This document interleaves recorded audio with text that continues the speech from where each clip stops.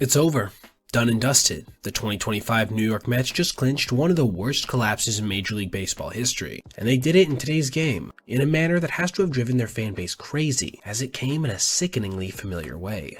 Before we go any further, it has to be stated to further back up the context of this heartbreak that the Reds, who had to lose for New York to have a chance, were losing for most of the day, meaning in the backdrop of their own contest, the Mets players had to know that if they found a way to win, they'd probably be in. But, as you'll see, this didn't help much. The first major blow of the day would be in the top of the third, when, with one out and two guys on, their best player and near 40-40 man, Juan Soto, grounded into a double play. In a microcosm of what would be their luck on the day, the ball was hit at 106 miles an hour, but it was right to the shifted shortstop. And an inning and a half later, after Xavier Edwards made a nice backhanded stop to rob Pete Alonso, things would get going for the Marlins, who saw Eric Wagman drive a ball deep to the left center field gap off of Ryan Stanek, driving in Connor Norby from first base. If the pitching staff had been able to keep it here, however, it would have been the end of the world, but as has been typical of the Mets bullpen in the second half, this wouldn't be the case, as Brian Navarreto would drive a slider right down the middle to straightaway center field with two outs, pushing across another run. This brought trade acquisition Tyler Rogers to the mound, seeking to keep things close. But he too would not have any measure of success, giving up an RBI triple, this time to Javier Sinoja on a rising slider down the left field line.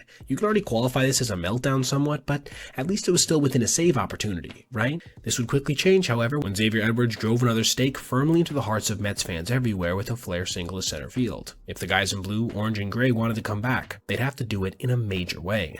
And for a moment in the fifth, it looked like they might do so when Pete Alonso came to the plate with the bases loaded and crushed his hardest hit ball of the year, a 116-mile-per-hour missile to left field that almost took the glove hand off of Sinoja. But alas, he made the catch, stranding three runners. The next 2.5 innings would go off without much in the way of action, as a couple of New York base runners reached, but there never really was any significant traffic. This would not be the case in the 8th inning, however, when Alonso managed to reach on a single and Vientos drew a walk. Would this be the time they could finally rally?